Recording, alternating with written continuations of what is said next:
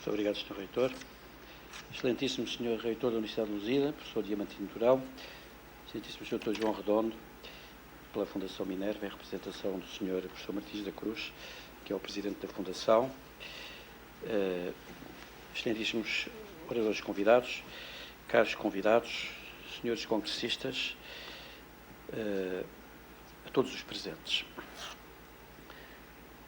Eu quero, em primeiro lugar, agradecer, digamos, a todos a vossa presença, num momento que é um momento difícil, da nossa vida educativa, como sabemos, e que foi difícil também na organização do nosso próprio Congresso, como eu já poderei daqui a pouco mencionar. E quero agradecer de uma maneira muito especial ao Sr. Reitor da Universidade de Lusíada, professor Diamantino Durão, e a toda a sua equipa, pela extraordinária ajuda que nos foi dada, porque nós, a certa altura, tivemos que alterar completamente a programação do Congresso, devido às orientações que foram dadas relativamente à possibilidade de participação dos professores em ações de formação durante a semana. Isso obrigou-nos a deslocar o nosso Congresso, digamos, para sexta-feira, a partir das 5h30 da tarde, que era justamente a hora em que os professores já não tinham nenhum impedimento de natureza administrativa para poderem participar. Mas isso obrigou-nos também a deslocar o nosso Congresso, este nosso Congresso, que é o 9º, que habitualmente tem lugar em Évora, na Universidade de Évora, essa é uma nossa tradição, para um outro local e uma outra instituição. E dessa altura, de facto, fomos acolhidos de braços abertos, mas dinâmicos, cheios de força e de boa vontade da Universidade de Lusíada, sendo-me permitido destacar o papel do docente da Universidade de Lusíada, o professor Mata Justo, que é também membro da nossa direção, da direção da Associação da Educação Pluridimensional e da Escola Cultural, em sigla AEPEC. Isso explica, digamos, de facto, dificuldades que nós tivemos a certa altura na promoção e organização deste Congresso. Mas nunca desistimos, nunca tal passou pela nossa cabeça e aqui estamos. E como sabem, ou se não sabem, ficam a saber, alguns, me dedico à arte musical, digamos, desde criança. Um dos aspectos da minha dedicação à arte musical é a direção de coros, e lembro-me de, no Orfeão de Estremoz Tomás Alcaide, andarmos por vezes meses a preparar um concerto e depois, quer dizer, não termos muita gente a assistir ao concerto. Lembro-me de uma vez disso ter acontecido no Garcia de Rezende, em Évora. Lembro-me disso ter acontecido em Montemoro Novo, disso ter acontecido em Tavira, na igreja, julgo eu, de Nossa Senhora do Carmo, se a memória não me está a falhar. E eu dizia sempre aos meus orfeonistas. Aliás, temos aqui uma participante que fez, a professora Anabela Sousa Pereira, que fez parte do coral da Universidade de Évora, que eu próprio fundei com alguns alunos em 1983, e eu dizia sempre o mesmo: nós cantamos para quem está. Quer dizer, até cantamos para quem não está, mas quem não está não pode, evidentemente, ouvir na altura, não é? E mantenho essa atitude e, portanto, isso nunca me desarma, nunca me desmotiva, nunca me desanima. E, portanto, aqui estamos. Os primeiros passos. Eu gostaria de estudar brevemente o processo de promoção e organização deste Congresso.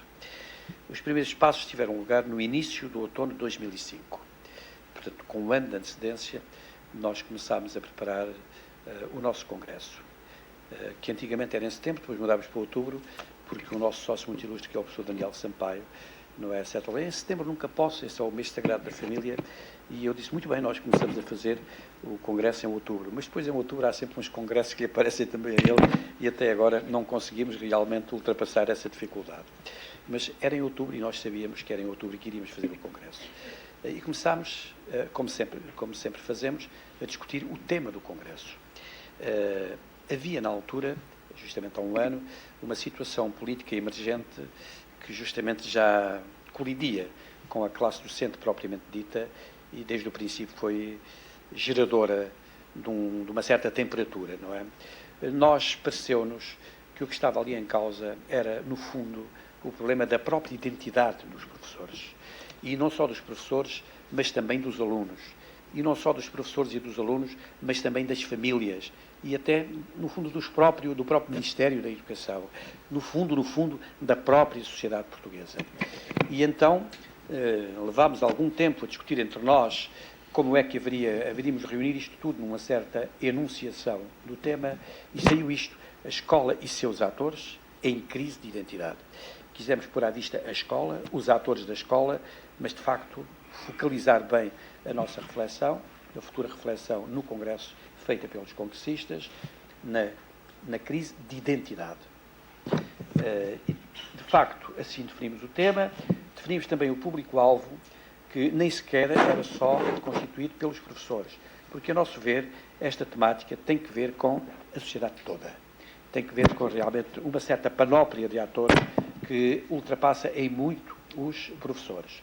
Mas justamente estas vicissitudes todas que ocorreram não nos permitiram, a certa altura, fazer uma mobilização de outros atores, até porque isso tinha a sua delicadeza. Imaginem o que é estar, a certa altura, a achar muito bem. Queremos também os alunos, porque nós queríamos uma sessão de reflexão, digamos, sempre determinada, corajosa, com a firmeza com que se deve sempre pensar, naturalmente, mas serena. E, portanto, não ir criar nenhuma situação que, efetivamente, pudesse desvirtuar completamente a pureza das nossas intenções. Acabámos, no fim de contas, por fazer incidir a nossa mensagem de conclamação, de convocação para este Congresso na classe docente. Foi o que fizemos, publicámos alguns anúncios nesse sentido, fizemos uma série de contactos, não é? Que não tiveram, efetivamente, a ressonância que nós gostaríamos que tivesse ocorrido, mas é assim. Cantamos para quem está, como eu repito. Depois, a questão do local. O local, inicialmente, era, evidentemente, a Universidade de Évora. A data, outubro. Nós pensámos ser a 16, 17 e 18 de outubro, que era a segunda, terça e quarta-feira desta semana. Elaborámos e estruturámos o programa e, como viram, pensámos fazê-lo por painéis. Um painel é uma espécie de, como eu dizer, de vetor dinâmico do Congresso, ou também de ponto de vista, digamos, dos problemas da educação portuguesa, e nós aqui os temos, a crise da escola, que quer a sociedade da escola. Portanto, parece-nos que é um grande problema, e realmente o professor António Nova, quando, ao abrir o debate nacional sobre a educação na Assembleia da República, fez o seu discurso, ele chamou a atenção para este problema. É realmente um grande problema. Afinal de contas, a sociedade quer o quê da escola? Pareceu-nos que deveríamos começar por aqui. Depois, os professores, equívocos e fragilidades. Há alguma ambiguidade nesta enunciação, como sabemos, mas eu penso que equívocos há, de facto, muitos e sérios, fragilidades há muitas e sérias, e, portanto, com isto dávamos uma indicação do tipo de temática e de reflexão que gostaríamos que fosse feita neste segundo painel. No caso, os oradores, digamos, farão o que muito bem entenderem e interpretaram, fizeram a sua hermenêutica desta sugestão conforme acharam melhor. Depois, a questão dos atores, além dos professores, os alunos, a família, a sociedade, o triângulo crítico. Parece-nos que, de facto, isto constitui um triângulo em si mesmo, não é? E também um triângulo reflexivo. Depois, pareceu-nos também muito importante pedir ao associativismo docente, seja o associativismo sindical, seja o associativismo propriamente científico-pedagógico, não é? Que nos apresentassem a sua visão do futuro. Que perspectivas para o futuro? Que perspectivas de superação das dificuldades que estamos a viver, que estamos a sentir? E convidámos, evidentemente, as pessoas que nos pareceram indicadas. Devo dizer que tivemos sorte porque sempre nos foi dado um sim imediato. Sempre nos foi dado um sim imediato, as coisas foram explicadas, foram conversadas com a transparência com que, efetivamente, o devemos fazer, e o fazemos, e o fizemos, mas agradou-me extraordinariamente ver, digamos, essa resposta, até porque se percebeu perfeitamente que havia da nossa parte um intuito de objetividade, um intuito de isenção, um intuito de seriedade, não é? Inequívoco, não é? Portanto, todos é que, efetivamente, podemos pensar estes assuntos e podemos fazer as nossas análises críticas e propor as nossas sugestões, seja qual for a dureza que a nossa análise tiver. E, finalmente, a pergunta que eu julguei durante muito tempo que era leninista, porque todos nós conhecemos aquele texto do Lenin que é o que fazer, e eu outro dia descobri, alguém me chamou a atenção que a pergunta é anterior ao Lenin, não é? A pergunta está no Evangelho segundo São Lucas, não é? Quando realmente os soldados, os pobres, etc., perguntam ao São João Batista: que devemos fazer? Eu falei isto até o outro dia com o professor Barato de Moura, que achou muita piada, e me disse: eu não sou propriamente, a minha especialização não é bem no leninismo, é no marxismo mais, como todos sabemos, mas diz isso, escreve isso. Eu já escrevi num dos meus cadernos azuis, eu já tenho lá uma nota a dizer isto. Qualquer dia vou ver se consigo publicar, para explicar de facto que há aqui e dizer porque as pessoas que realmente estiveram envolvidas na Revolução de Outubro em 1917, no fim de contas, elas também tinham muitos conhecimentos nessa área e algumas tinham tido a sua formação nessa área e, num certo sentido, provinham também desse mesmo espaço, não é? Eu já escrevi esse texto, então lhe disse a ele, nem o li, mas quero fazê-lo, não é? Mas isso está feito, não é? Que fazer? Realmente acho que é uma grande pergunta. Muito bem, nós não queremos apenas pensar, nós não queremos apenas falar, nós queremos agir. Nós queremos fazer. Nós queremos transformar a sociedade portuguesa, nós queremos transformar a educação portuguesa no sentido que, democraticamente e em conjunto, acharmos que é o mais indicado. De forma que foi esse o trabalho que nós fizemos. Tivemos, entretanto, a definição dos oradores convidados, como já vos disse, e os critérios que lhe presidiram foram estes: os da objetividade, os da isenção, os da, como eu ia dizer, da variedade, da diversidade de ângulos de análise que realmente achávamos que deviam existir neste Congresso, e basta olhar para o programa para perceber perfeitamente que isso está lá. Ainda que nós tenhamos tido também algumas dificuldades, porque a certa altura alguns elementos agora não podem vir por isto ou por aquilo.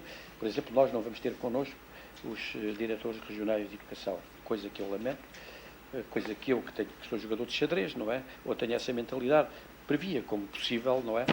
Infelizmente isso confirmou-se, não é? Mas tudo esteve preparado até à última hora, até ao último minuto da última hora, digamos, porque só hoje de manhã eu realmente recebi uma segunda comunicação que estava previsto. Tenho pena, naturalmente enriqueciam o nosso leque analítico, não é? Eram até um vetor importante, digamos, porque todos temos que pensar as coisas e ouvir-nos uns aos outros e construir depois o nosso pensamento e a nossa linha de rumo, justamente porque nos ouvimos uns aos outros e discutimos uns com os outros os diversos assuntos, não é? Como o Pascal gostava de dizer, com paixão, porque nada de grande se faz sem paixão, disse ele, e eu acredito nisso. Eu não acredito em seres humanos neutros deste ponto de vista, frios, não é? Sem sangue, até ao fim. Nós temos guerra, acho eu, e temos que ter sangue na guerra até ao nosso último momento de vida. Todavia, surgiram-nos de facto alguns percalços na própria equipa da AEPEC. A Maria Emília, que toda a gente conhece, esteve sempre ligada a estes nossos congressos e à vida da associação, ela teve que regressar à escola por causa daquele decreto que surgiu em dezembro de 2005, não é? Que obriga os professores do primeiro ciclo, e ela é um deles, a ter componente letiva, sem o que a sua reforma só pode ser pedida, no caso dela, ela perdia 13 anos. Portanto, ela está em condições de pedir a apresentação daqui a 3 anos, só poderia pedir daqui a 16 anos. Naturalmente era impossível, digamos, que ela não regressasse à escola e teve que o fazer, mas isso criou-nos, evidentemente, algumas perturbações e dificuldades. A circunstância política e educativa emergente na altura, quando realmente surgiu a dificuldade de nós fazermos o Congresso à segunda, terça e quarta, compreendemos isso, fomos informados disso, o José Manuel Mata Justo, o professor José Manuel Mata Justo, tinha essas informações precisas que se confirmaram e nós tivemos que deslocar tudo. Quisemos, nessa altura, fazê-lo ainda na Universidade de Évora, onde era habitual, onde até agora os fizemos sempre, não é? Mas já estavam as instalações ocupadas para sexta e sábado, não foi possível, então tivemos, de facto, digamos, o apoio extraordinário, nunca suficientemente agradecido, da Universidade de Lusíada, para o fazermos aqui. Também nos pareceu bem ser em Lisboa, ser aqui nesta universidade, ser, portanto, também até numa universidade privada, também é uma forma, digamos, de nós manifestarmos a totalidade da abertura de espírito que temos todos sobre esta matéria, e aqui estamos. Houve, portanto, também uma consequente necessidade de reprogramar tudo, porque o que estava previsto para 3 dias teve que se fazer neste bocadinho de hoje, inclusive ao serão e amanhã, porque nós não alterámos efetivamente a substância do Congresso. Tudo isto foi muito complicado. Por outro lado, verificámos também que teve lugar o agravamento da tensão existente na área de educação. Não vale a pena falar isso, mas lembremos a manifestação dos professores daqui a 2 semanas, ou talvez ainda nem tanto. Lembremos a greve de 2 dias desta semana. Portanto, a tensão realmente agravou-se. E foi-se agravando ao longo de todo este período, como sabemos. Não é? Isso também não ajudou, digamos, à mobilização dos professores, é a minha ideia. Isto, sobretudo, penso eu, que nós confrontamos com uma consequente dificuldade momentânea ou conjuntural, esperemos que não seja estrutural, como já se perceberá, de mobilização dos professores para ações de reflexão, porque é essencial refletir, é essencial pensar em conjunto, e é essencial pensar para fazer, e pensar o que se faz, o que se está a fazer e como é que se deve fazer. Eu espero que, de facto, esta desmotivação seja puramente momentânea e que o calor da briga, digamos, que a classe docente tem estado a sentir e a viver, não é?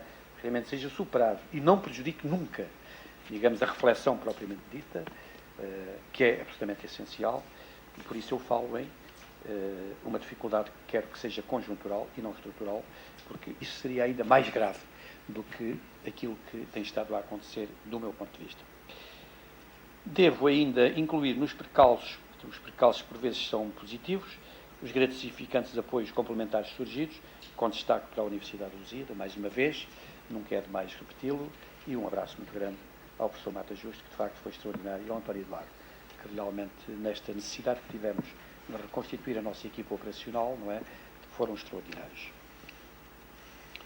Eu penso que este evento é realmente importante, penso, até porque temos aqui a professora Odete Valente, do Conselho Nacional de Educação, não é? É uma honra para nós aqui a sua presença, professora Odete, como já lhe disse ali fora, não é? Eu penso que este evento também se inscreve, no fundo, no debate nacional sobre a educação, não é? E no tempo da sua realização, porque este é um momento, é difícil, é duro, mas a gente não pode fugir aos momentos, agora não convém, porque a temperatura é mais assim ou mais assado. Não, nós achamos que, com toda a naturalidade, tínhamos previsto realizar o Congresso agora, realizamos o Congresso agora. Tivemos que fazer aquela deslocação, mas aquela deslocação era absolutamente imperativa, agora nada de verdadeiramente justificativo, digamos, explicava que nós procedêssemos a qualquer outra alteração. Eu penso, e outro dia, utilizei estas mesmas palavras, que ultimamente têm bailado muito no meu espírito, quando tomei posse como académico correspondente na Academia Internacional da Cultura Portuguesa, que é preciso resistir à degradação que a certa altura sentimos que se verifica neste ou naquele setor da vida nacional, e em particular no da educação. É preciso insistir e é preciso persistir, porque não é preciso insistir só como se fazia em ginástica sueca, não é? Ali durante uns minutos ao realizar um determinado exercício, é preciso persistir longamente no tempo, nunca deixar de insistir. É preciso estar sempre a trabalhar, digamos, em prol da educação, em prol do país, que o mesmo é dizer em prol da humanidade, porque essa é a nossa perspectiva, evidentemente uma perspectiva universalista. Quando eu estive a fazer estas coisas, a certa altura a mão começou-me a escrever um texto, não tive culpa nenhuma, ele surgiu e eu vou ler-vos esse texto, que é curtinho. Pensamos, como Immanuel Kant, que o homem não se limita ao diâmetro que lhe atribui a antropologia fisiológica. O Kant tem um livrinho pouco conhecido, mas muito importante, chamado Antropologia do ponto de vista pragmático. E aí ele distingue a antropologia do ponto de vista fisiológico, está-se mesmo a ver porque é que ele fala de nós como um animal, um membro de uma espécie zoológica definida, que é a humana. Portanto, pensamos, como Immanuel Kant, que o homem, quando digo pensamos na plural majestático, nós, digamos, nesta associação, que o homem não se limita ao diâmetro que lhe atribui a antropologia fisiológica, pois o seu vero diâmetro é o que lhe confere a antropologia pragmática. Pois ele é, do pragmata, do grego, pois ele é aquele ser vivo que pensa e faz, que cria, que instaura novas realidades no mundo, escrevendo a alemã com maiúscula, acima e face à natureza, continuando a escrever a alemã na linha do Windelband e do Rickert, da escola neocantiana de Baden, no fim do século XIX, acima e face à natureza, que pensa e faz a cultura, continua a pensar, no fundo, na linha da escola de Baden, que é o plano da realidade que o define. Pensamos, como o povo português no seu adagiário, no seu rifoneiro, que o homem não vive para comer, mas come para viver. Há aqui uma crítica implícita, já que brincam connosco, criticando o eduquês ao economês, não é? Também temos que começar a falar do economês. Se pensamos, como os marinheiros portugueses das descobertas, que navegar é preciso, viver não é preciso. Mas acrescentamos-lhe um ponto. Viver é preciso para navegar. Há melhor navegação que a educação, que a ação que o homem intencionalmente faz incidir sobre si próprio para edificar a sua humanidade, para construir a sua humanitas, não há. É para essa navegação que aqui estamos. Este é o nosso canto, digamos. Viver, afinal, é preciso para existir. Como Goethe disse um dia, ao ver um burro, aliás, num prado para pastar ao sol, que é existente? Eu li isto naquele texto, naquele ensaio do Ortega y Gasset sobre o Goethe, não é? Existir é diferente de viver. Viver, todo o bicho vive. Existir, só o homem é que existe. Estamos, nós, aqui, nas altas naves das nossas cabeças. Em cada uma das nossas cabeças eu vejo uma catedral com as suas altas naves. Bem dentro delas ressoam estas palavras de Dom Quixote, pronunciadas no ponto mais despojado de Castela Velha, na estalagem que o cavaleiro da triste figura idealizou como sendo um imponente castelo, com todos sentados à mesa. Direi eu, não disse ele, que dos cavaleiros da Távola Redonda. Vou citar como o nosso Aquilino Ribeiro traduziu. Quem diria agora aqui, ao transpor o limiar, que nós estamos aonde estamos e somos quem somos. A grandeza é o sonho dos grandes. São grandes porque a sonham. Do homem, nós não queremos apenas o estômago. Esse é o pesadelo dos mesquinhos. Não é o sonho dos mesquinhos. É o pesadelo dos mesquinhos. Queremos-lo inteiro ao homem. Como delineou São Paulo, na primeira epístola aos Coríntios, como alguns talvez saibam, e posteriormente muitos gnósticos e não gnósticos, cristãos e não cristãos, na unidade ascensional do corpo, da alma e do espírito. Dele queremos apenas, sublinho, apenas, o que jovens anarquistas inscreveram na parede da cervejaria Portugália, e eu li no tempo quente de 74 e 75. Não sei se algum viu o que eu vi, leu o que eu li. Queremos tudo. A respeito do homem, é o que tenho para dizer. Este máximo é o nosso mínimo. Por ele resistimos, insistimos e persistimos. Nada nos fará arredar pé. Obrigado a todos. Obrigado, Sr. Reitor. Obrigado a todos por serdes marinheiros desta navegação. Muito obrigado.